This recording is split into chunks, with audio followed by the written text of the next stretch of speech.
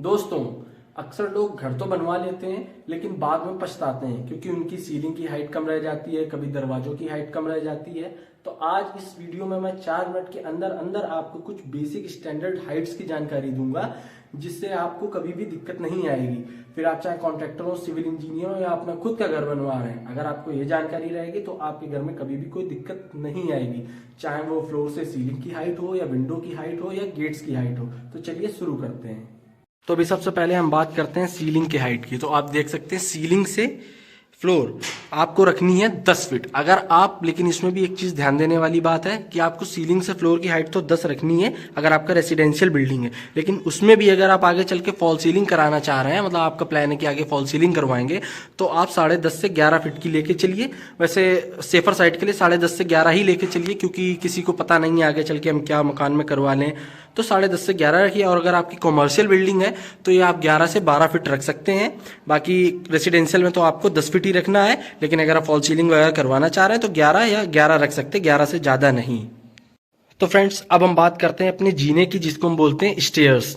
तो एक चीज़ आपको इसमें ध्यान देने वाली बात ये मैं अभी समझाने जा रहा हूँ कि ये जो पार्ट है इसको हम बोलते हैं ट्रेड, और ये जो चीज़ है इसको हम बोलते हैं राइजर। मतलब ये जो है ये राइजर है, ये आप जिसमें आप पैर रखते हैं वो ट्रेड है, और जो आप डिस्टेंस ट्रैवल करते हैं ट्रेड पे चढ़ने के लिए उसको हम राइजर बोलते हैं। बेसिकली ऊंचाई होती है एक स्टेप से दूसरे स्टेप पे जाने के लिए, उसको हम राइजर बोलते हैं। तो अगर आपका रेसिडेंशियल बिल्डिंग का मैं अभी बता रहा हूँ, रेसिडेंशियल बिल्डिंग में क्या होता है कि आपको जो ट्रेड है, जो आपका ट्रेड है, ये होना चाहिए 10 इंच का। 10 इंच से ज़्यादा नहीं रखना है, 10 इंच से कम भी नहीं रखना है। कम रखेंगे तो आपको पैर आएगा नहीं, दिक्कत होगी चढ़ने में, और 10 इंच से ज़्यादा रखेंगे तो फालतू में आपका स्पेस लेगा जिसका कोई मतलब नहीं बनता है। और जो आपका राइजर है उसका तो बहुत ध्यान रखना है कि राइजर आपको 7 इंच का ही देना है। अगर आप 7 इंच से ऊपर बढ़ा देते हैं रेसिडेंशियल बिल्डिंग में, तो घर में क्या होता है कि बूढ़े लोग भी रहते हैं, तो बच्चे भी रहते हैं, तो उनको ऐसा ट्रैवल करने में दिक्कत होगी। मे बी आप ऐसे चढ़ना, ठोकर लगेगा, आप गिर सकते हैं, चोट लग सकती है। तो आपको ट्रेड रखना है 10 इंच का, राइजर की रखनी है आपको हाइट 7 इंच। ये बेसिक हाइट है जो आपको ध्यान रखना है, क्योंकि ठेकेदार और कॉन्ट्रैक्टर अक्सर ये गलती कर देते हैं कि ऊपर नीचे सीढ़ी कर देते हैं। इन चीज को आपको ध्यान रखना है, आपको ये चीज अच्छे से करवानी है, एक एक स्टेप को मेजर करना है। अभी हम आ चुके हैं अपनी मेन गेट की ओर। तो मेन गेट पे आपको ध्यान ये देना है कि आपको जो मेन गेट देना है, जैसे हमारा यहाँ पे मेन गेट लगेगा, उसकी हाइट हमेशा रखनी है आपको 7 फीट। 7 फीट से कम मेन गेट नहीं रखना है। और उसकी जो विड्थ है, चौड़ाई है, वो रखनी है कम से कम 3.5 से 4 फीट तो आपको मिनिमम रखना ही रखना है। मतलब 4 फीट एक अच्छा स्टैंडर्ड साइज होता है। 7x4 का आपको गेट, मेन गेट लगाना है। और दूसरा रही बात, जो आपके अंदर के डोर रहेंगे उसकी हाइट आपको 3 फीट रखनी है, और विड्थ आप 3 फीट रख सकते हैं। मतलब 7x3 का अंदर का गेट आप लगा सकते हैं।